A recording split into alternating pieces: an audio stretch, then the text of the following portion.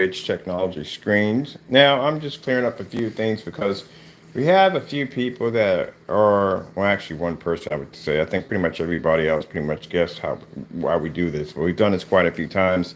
It wouldn't be the first time we've projected an image onto a floor, designed a screen for a floor. But just to clear it up or clarify why the floor has a screen to attach to it, someone made a comment saying, "Well, no one's going to watch off the floor." It's not for watching off the floor. It's basically designed for visual effects and 3D effects. For 3D effects, 3D mapping, stuff like that. Some people have this set up for art galleries and art displays and all kinds of cool stuff. And that's what it's designed for. We deal with other applications besides just strictly being stuck to a wall. The problem is what I try to explain to people, that if you're just stuck to a wall, then you're outdated. You have to be able to think outside the box. You have to be able to do different things. You can't be stuck in the same thing over and over again. And when we do these applications like this, they're designed to work with other companies that are doing something a little bit different than just projecting off a wall. They're using this for art galleries, art displays, visual effects, and it could be other projects they're working on that they may want an application to a floor. We've dealt with a lot of art galleries that have the entire floor displayed with fish and all kinds of interesting art displays right there on the floor, where customers can come and they can see this beautiful art right there on the floor, moving constantly all the time, live, right under their feet. So you have to be to think outside the box. So we had a few people make comments like, who would watch off the floor? It's not for watching movies off the floor. It's for visual effects. This is why we have 3D mapping equipment upstairs, because it's designed to be used with 3D mapping equipment, other stuff we have, because we tested all for that. This is just strictly designed for a visual effect display. So please understand that when we develop technology, it isn't just for watching off a wall. We can project off ceilings, we can project off this floor, we can produce all kinds of interesting technology that the everyday Joe is just not doing at the end of the day. You have to be to think outside the box. It's very important because, like I said, you can't just be stuck in one category only. That was the case when Goose Green came out. Their category was you could only paint it to a wall. That was it. There were no such thing as painting it on motorized projection screens. There was no such thing as painting it on fiberglass. Now you were stuck to a wall and a wall only until the people started coming out with ideas of being able to paint on projection screens, to paint on walls, to paint on fixed frame screens. All that changed because people decided to do something different. But when I see people sometimes in the comment section making statements, who would watch off a floor? Well, you'd be surprised how many companies in their office area, they will have these displays on their floors for their clients when they come in to see this beautiful art. You'd be surprised. And we've done quite a lot for art galleries. As a matter of fact, I can't say too much, but we're going to be under a few NDAs in the next couple of days for developing different forms of technology. Like right now, that mirror that's coated downstairs, that's for a project for a company. So companies are going to come to you and they're going to say, hey, can you do this? Can you do that? We need this, we need that. Not everything is going to pertain to a side of a wall. You have to be able to think outside the box. This is for abstract art. This is what this environment is being designed for. This is not for a projection screen for watching movies. This entire environment is going to be designed for abstract art. We already have a movie theater we're working on, which is upstairs. So I figured, why would we need another one downstairs? We can turn this into something which I've been dying to do for the longest time, is use 3D mapping in this environment where we can actually transfer anything we want to anything we want at the end of the day. And we can do all this with these little small Pico projectors as we do it, because usually most of the 3D mapping applications I see, they have really big projectors when they're doing it. This would be kind of neat to see this whole entire environment come to life with these little Pico projectors. And we're going to use a couple of big boys too on top of that. But the floor is coated because this is catering and also to advertising to companies who are using these applications that we're using right now. I have a fellow we just did some business for who owns a fish store. Can you imagine you have a fish store where you're displaying fish and customers can walk in and they can walk on top of this as they're looking at fish in your fish store. So many different ways to use it. So you have to be able to think outside the box. So this isn't for watching movies and sports and all that. That would be that screen over there in my messy area. That's what that screen is for. Giant screen we're going to put in here. You can watch it off that if you want to. But anytime we do a floor or ceiling, they're developed for visual arts. That's what they're designed for. So I try to do something different because, tell you the truth, it gets kind of boring doing the same thing over and over again, again. Always got to try something different. My ceiling real quick because I want to display this today.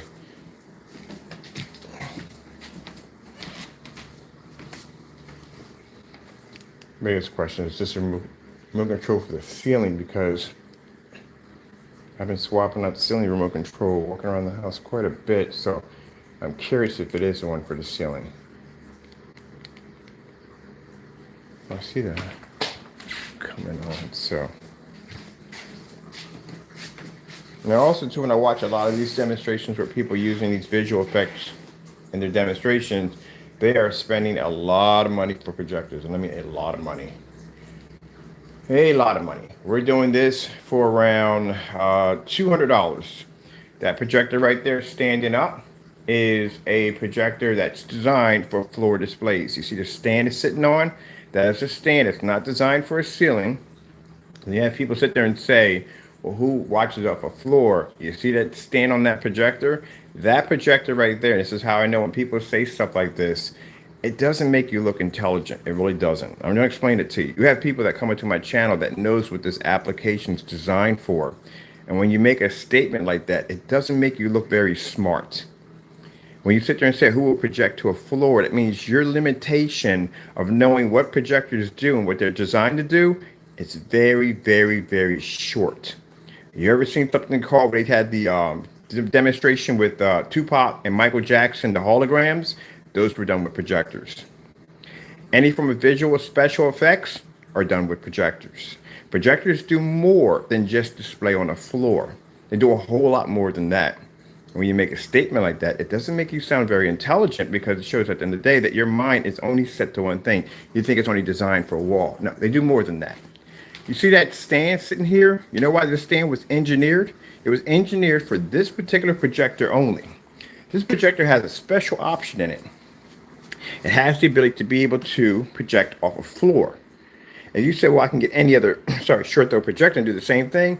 Actually, you can't. And I'll tell you why. Because when a projector hits a floor, it's not designed to hit a floor. It will tilt up just a little bit. It gives a very awkward look to it. It's supposed to lay completely flat. This projector has a tabletop model option built into it, which allows you to be able to display on the floor. But not only that, the stand has another interesting option. Sorry about that, people. Has another interesting option where it has two connectors that connect at the bottom here and here. My goodness. What's going on, my boy? Sound like Froggy from Little Rascals. Has two connectors right here that connect at the bottom, that piece onto a table that allows the projector to flip upside down, that allows the projector to project through a glass table and display on the top.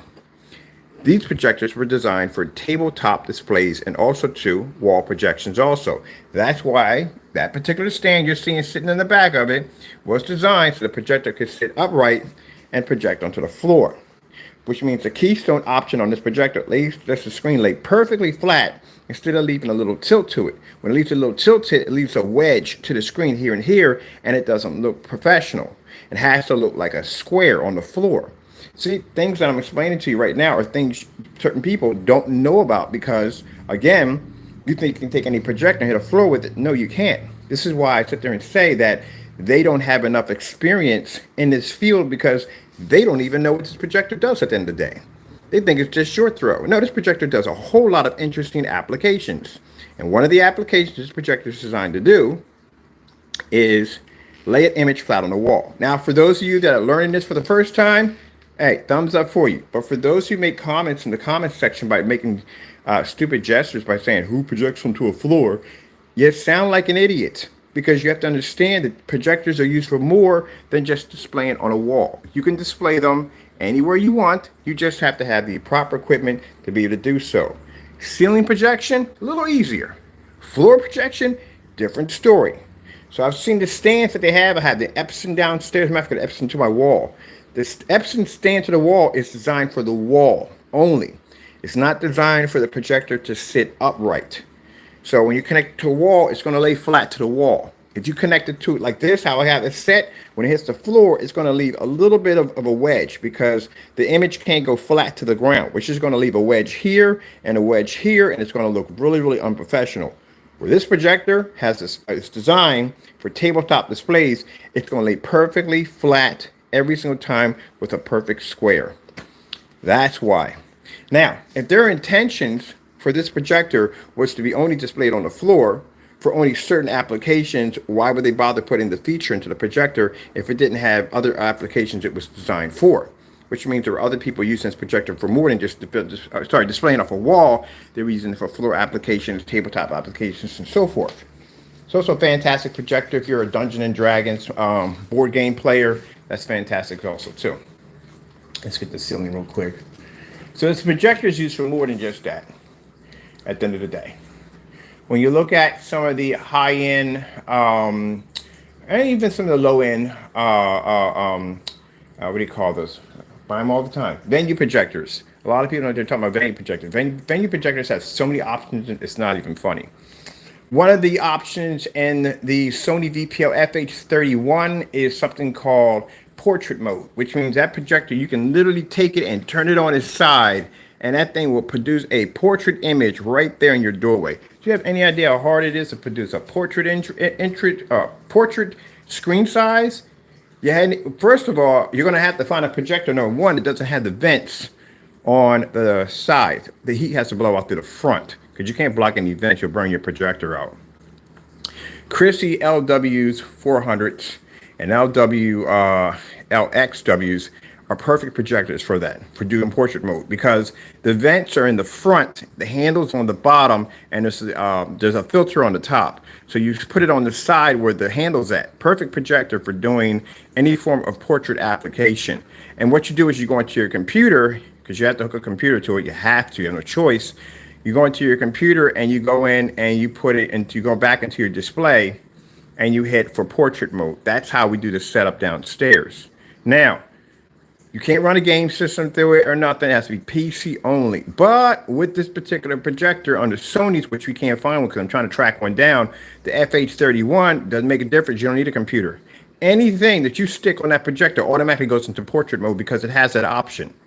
You don't have to force it. So that's why I said all projectors do different things. Why would you have a projector for portrait mode applications? Advertisement. That's what they're mainly designed for, advertising. That's what they built them for. The Sony FH36 has edge bleeding technology built into it. Instead of you going out and getting the software and everything else you need to basically blend two screens together so they look perfectly, line them up, go through all that nonsense with the grid, overlapping with grids. Basically, if you go into projector stacking, that's something completely different. But you go into like trying to get everything to blend together, it can be a complete nightmare. Synchronizing all your projectors, making everything connects together. They have a one button, which means you take two of those projectors. I got one downstairs, the black one. It's an FH36. You take two of them side by side, you link them together, hook them to a computer, hit one freaking button, boop, they link together automatically. They have that option to do so. That's done for curved screens or massive screen display applications, which I was trying to get, but I couldn't find the other projector. That is not a cheap projector to get your hands on. The Sony VPL FH30. Now, I used to have two of those. I gave one of those away to a customer. Why is my screen blank up here? I was doing what you call up here. I gave one of those away to a customer. That projector I thought had the edge bleeding technology, but it didn't have it at all, period. Or edge blending, edge bleeding, didn't have it. And I bought two of them thinking it had that capability, but it didn't have it. So I gave one away for a customer and I got one downstairs. I bought the FA36 and tried to get another one, but the FA36 are very hard to come by and they're extremely expensive if you do get one. So there's something else.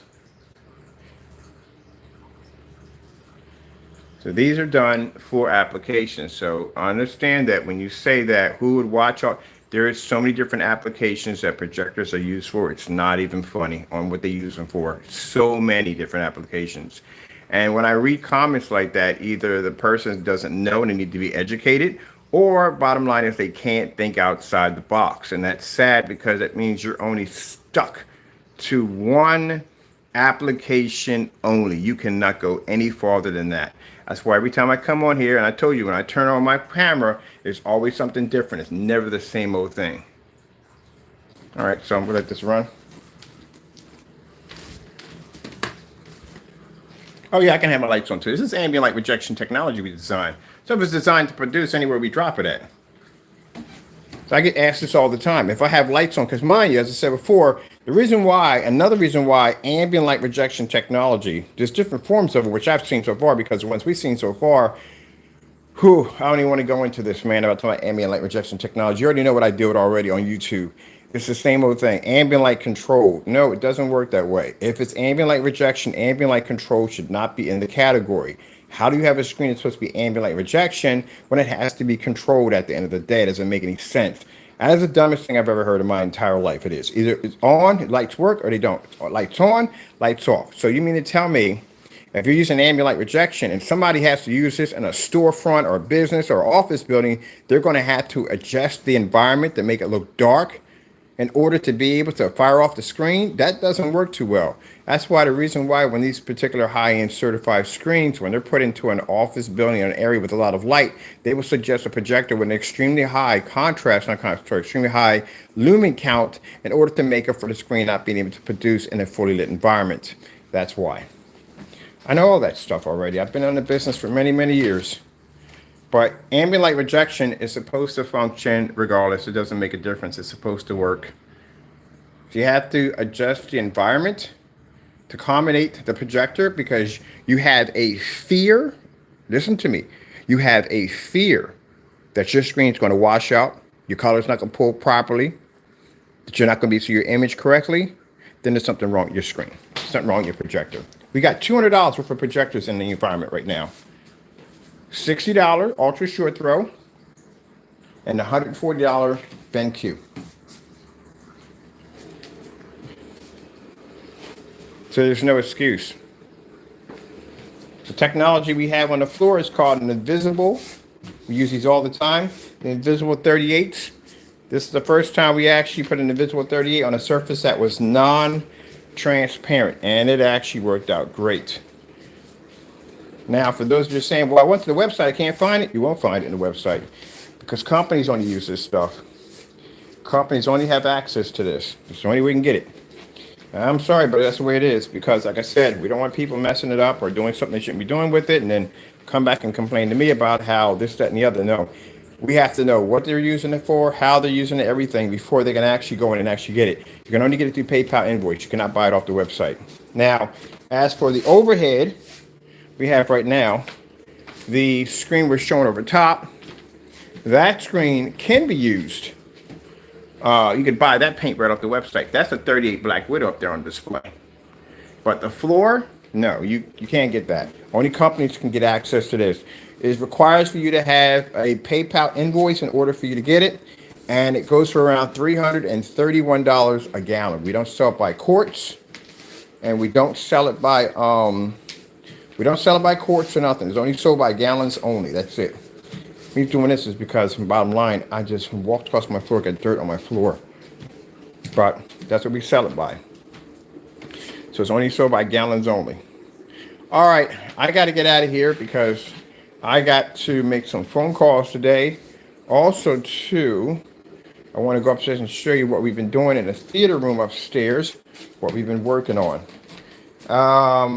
And I had to do a whatchamacallit today too. We got a batch to do kind of stutter for words. We have a batch to do today. So on the Titan technology, because it took a while for some of the ingredients to get in here. We got everything in here. We got it done. Everybody's got their tracking numbers, so they're all happy. Get everybody taken care of. And as always, the technology we have here, this is not to belittle anybody. It's just we had a couple of people that got really a little nasty in the comment sections about who would project off the floor. And this is explained to you why. Because projectors are used for more than just projecting on the wall. They have other sorts of applications that are used for just about everything you could possibly think of. And I think you really should go in and study, do some research, and find out what projectors are actually used for at the end of the day. I mean, this is not the 1920s and the 1930s or 1950s, are not confined to a wall anymore. They are basically used for all different sorts of applications.